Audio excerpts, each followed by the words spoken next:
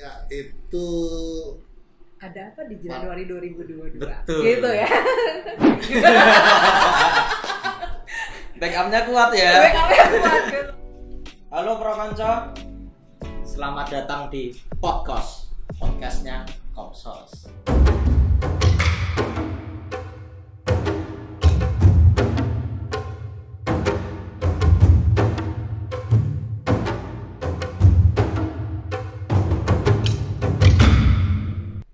Kekerasan dan pelecehan seksual sering kali terjadi. Yang dulu sepertinya jauh di sana ternyata makin mendekat ke sini. Nah, oleh karena itu hari ini kita sudah hadirkan nggak cuma satu tapi dua tamu sekaligus. Dari mana? Ini ada dari tim PPADR. Apa itu sih PPADR? Kita langsung aja berkenalan dengan Bapak. saya Roni Samsul Hadi. Bapak Roni Samsul Hadi. Ini basicnya dari Saya dari Seksi Keadilan Perdamaian. Lalu juga saya adalah tim fasilitator inti dari Keuskupan. Oh begitu. Kalau untuk basicnya Bapak sebagai orang dari Saya di paroki itu awalnya dari Seksi Keadilan dan Perdamaian. Keadilan dan Perdamaian, berarti tentang hukum ya Pak ya. Betul. Hukum. Hadir juga di tengah kita Ibu. Saya Rosa. Sama seperti Pak Roni, saya juga bagian dari fasilitator PPADR di paroki. PPADR. Nah, kita kan udah denger nih dari tadi PPADR. Mungkin banyak dari kita yang baru pertama kali denger gitu. Nah, PPADR itu apa sih, Pak? Ya, oke. PPADR itu adalah protokol pelindungan anak dan dewasa rentan. Protokol itu melakukan pencegahan, penanganan, dan pemulihan kasus kekerasan seksual. Itu di launching pertama kali 15 Januari 2022 oleh Bapak Uskup sebagai arahan Bapak Uskup untuk di Keuskupan Agung Jakarta dan untuk paroki-paroki di KAJ. Begitu. Oh gitu. Jadi protokol perlindungan anak dan dewasa rentan. Betul. Ya. Jadi itu sebuah komunitas atau ini protokolnya aja, sementara orang-orang yang terlibat di dalamnya ada nama khususnya lagi gitu, Pak? Ya, kami itu pertama kali fasilitator inti itu pelatihannya itu sekitar 7 Mei 2022.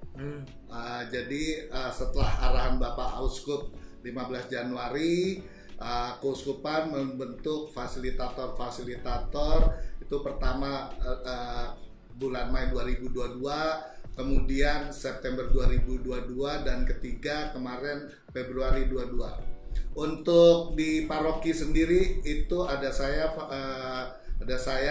terus ada Mbak Rosa, dan ada lagi Pak Hervan. Begitu. Oh, begitu. Jadi setiap paroki itu ada timnya sendiri-sendiri gitu. Betul.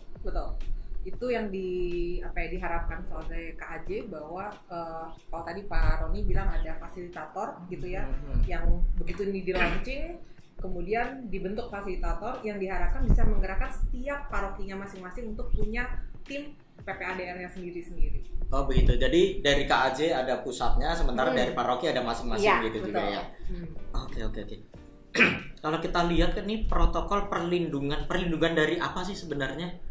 Untuk yang ini perlindungannya kalau tadi yang sudah disebut sama Pak Roni itu khusus untuk kekerasan seksual yang mungkin terjadi di dalam struktural gereja.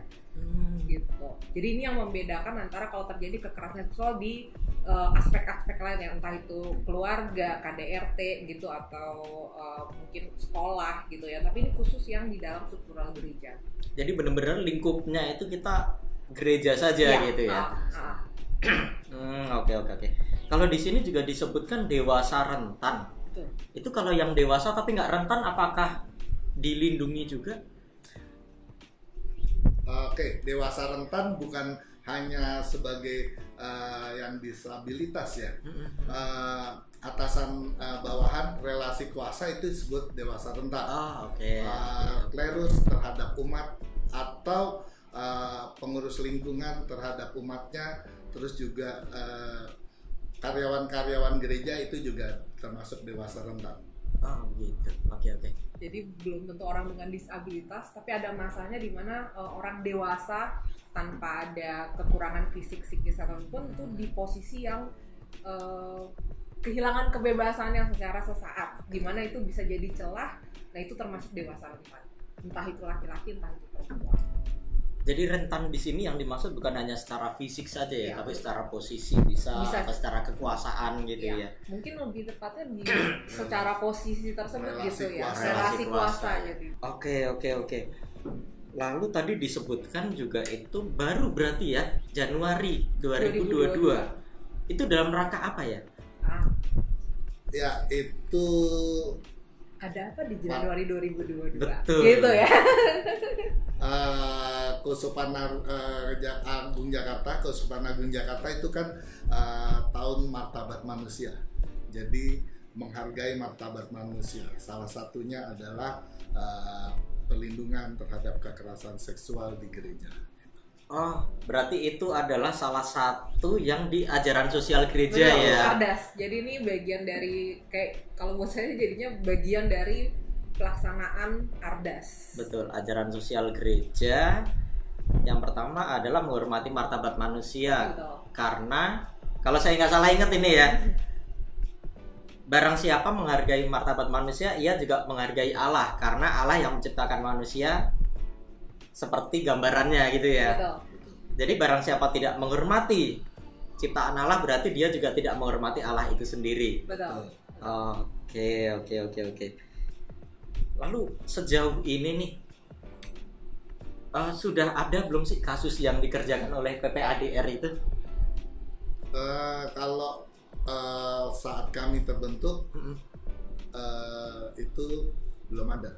Tapi yang ada yang pernah terjadi tidak tercatat di gereja, tapi menurut media massa itu ada kasus kekerasan seksual di Paroki Depok. Terus yang kasus Angelo, Brother Angelo di Depok juga.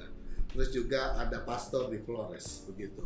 Pastor di Flores. Oh yang Ya. itu ya. Saya tahu, saya pernah dengar tuh. Lalu yang dikerjakan sendiri oleh PPADR tadi kan saya sempat dengar ya, mencegah terjadinya kekerasan atau pelecehan seksual, kemudian juga kalaupun sudah terjadi ada untuk mengatasinya atau apa itu ya. Nah itu untuk pencegahnya itu bagaimana? Ya, silakan Mbak Rosa. Untuk saat ini mungkin yang paling mudah dan bisa diterima semua kalangan, kita mau cobakan melakukan sosialisasi besar-besaran karena minimal kita mau memberitahukan, ngupdate umat gitu bahwa ada hal baru di dalam struktural gereja, yaitu PPADR gitu, yang diharapkan juga bisa dijadikan bagian dari kehidupan sehari-harinya kita, supaya dengan sendirinya kita juga tidak melakukan tindak kekerasan. Maka dengan sendiri kita sendiri tuh melakukan pencegahan, kita nggak menjadi pelaku gitu. Mungkin nanti berikutnya adalah bagaimana kita akan juga akan menyiapkan sosialisasi untuk berupaya supaya kita juga nggak menjadi korban.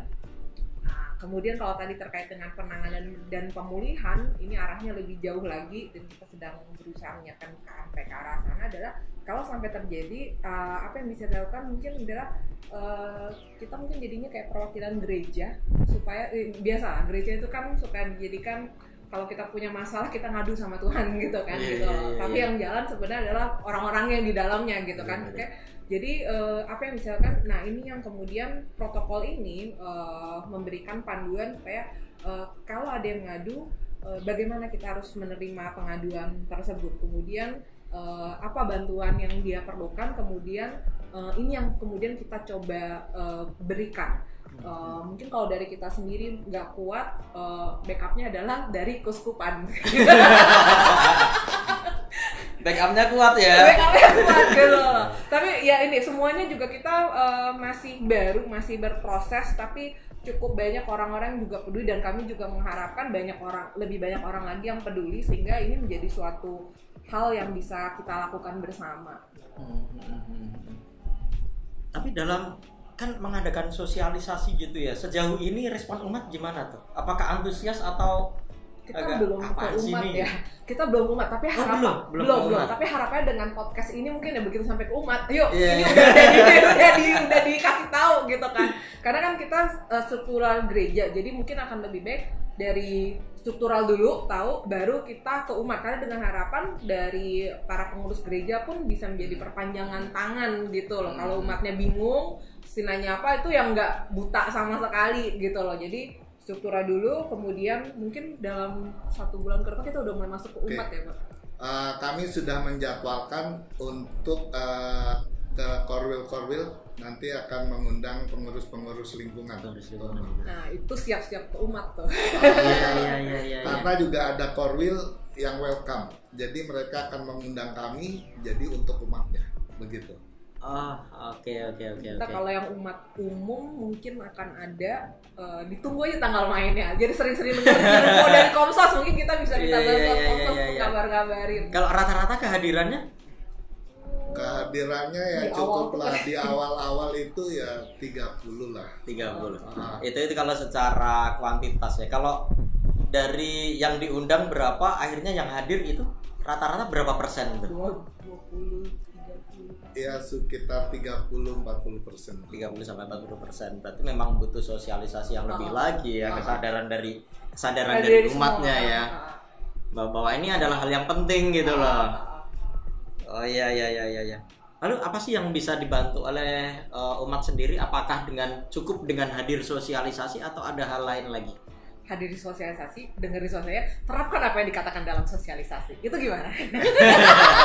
Ya kan kalau cuma dengerin nggak diterapkan, ya masuk kuping kiri keluar kuping kanan gitu.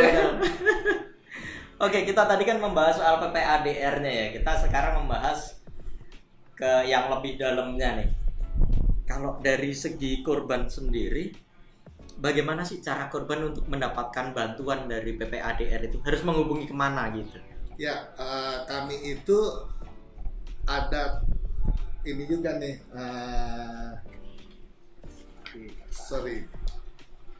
Kami punya stiker itu di berbagai tempat gereja, terus juga di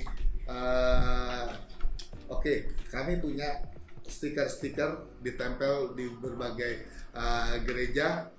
Jadi nanti bisa untuk QR barcode.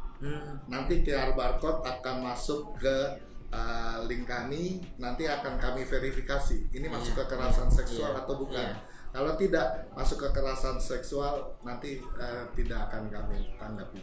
Jadi yang betul-betul tentang kekerasan seksual, begitu. Yang betul-betul soal kekerasan seksual. Jadi tetap ada proses verifikasi juga gitu ya.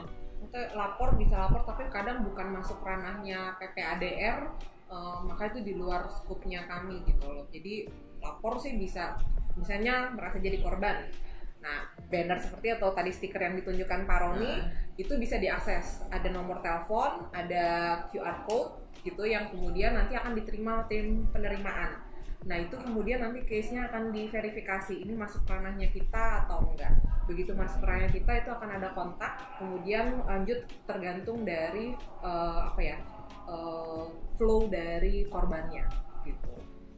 Itu sih. Oke. Saya jadi mau bertanya soal 2 hal nih. Yang pertama adalah ketika orang merasa bahwa saya menjadi korban kekerasan, tapi ternyata menurut Satgas atau tim dari PPADR itu sendiri itu mah bukan kekerasan gitu. Nah, itu contohnya itu apa ya? Kayaknya contohnya harus datang dari kita bisa verifikasi gitu deh. Iya, gitu.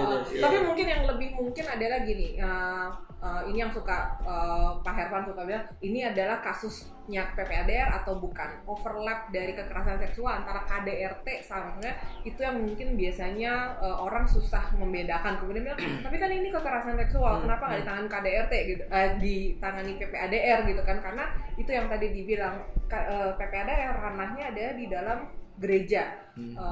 KDRT, kekerasan dalam rumah tangga, ranahnya rumah tangga. Itu akan jadi batasan. Jadi bisa jadi ada kemungkinan pelapor dapat kekerasan, benar dia mendapat kekerasan, tapi lingkupnya bukan lingkup gereja. Nah, itu yang kemudian di luar dari PPADR. Di luar dari PPADR. Tapi dari tim PPADR sendiri akan menginfokan gitu ke korbannya. Sebaiknya lapornya ke mana gitu. Nah, itu yang kita usahakan kita akan coba bantu refer. Kalau untuk kekerasan seksual sudah jelas PPADR. Kalau tadi KDRT, paroki punya namanya seksi keadilan perdamaian. Jadi di situ ada subseksi hukum dan HAM. Jadi silahkan untuk berdiskusi di situ. Oh begitu. Jadi sudah ada bidangnya masing-masing ya. Jadi masing-masing. tidak overlap gitu Ya. ya. Betul. Lalu yang selama ini sulit itu kan seperti pelecehan seksual atau kekerasan seksual itu kan untuk bukti dan saksi. Karena biasanya kan dilakukan ketika dalam ruangan tertutup atau dalam situasi yang sepi gitu. Nah itu bagaimana itu ya? Kan korban mau lapor tapi nanti dikira fitnah lagi karena kan nggak ada bukti dan saksi gitu. Oke, pada dasarnya pembuktian pidana itu harus ada dua, saksi atau saksi dan bukti. Saksi dan bukti. Di Undang-Undang Nomor 12 Tahun 2022 ini, tindak pidana kekerasan seksual itu benar-benar ada lex spesialisnya.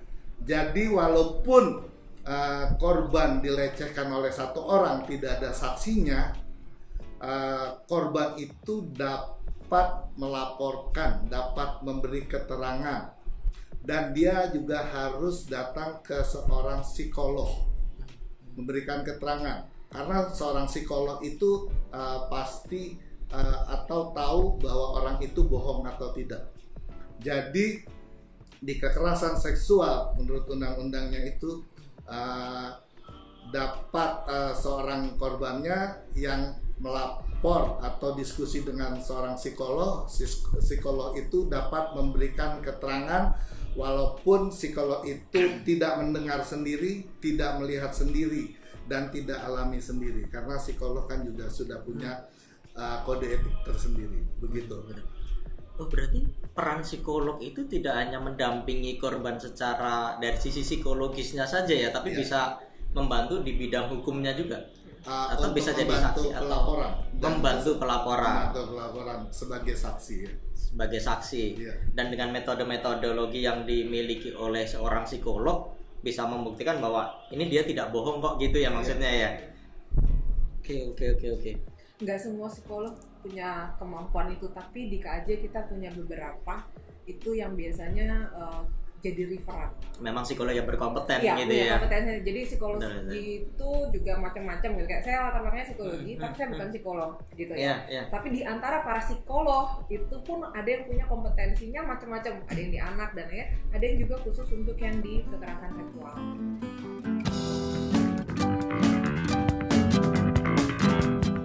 Pemaksaan perkawinan. Nah ini berarti yang orang tua punya utang nih nggak boleh ini kekerasan seksual ini ya. Hati-hati sebagai pelaku, karena pasti akan kena hukuman yang berat sekali.